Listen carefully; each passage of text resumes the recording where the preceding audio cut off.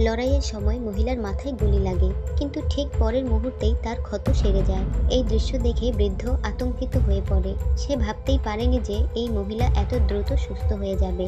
বৃদ্ধ বারবার গুলি চালায়, কিন্তু ফলাফল একই থাকে। এই মহিলাকে যতবার গুলি করা হোক না কেন, সে কখনো মরতে পারে না।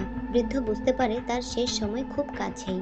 মহিলা ধীরে ধীরে তার দিকে এগিয়ে আসে, আর বৃদ্ধ আত্মসমর্পণ করতে চায়, কিন্তু মহিলা তাকে সেই সুযোগ দেয় না।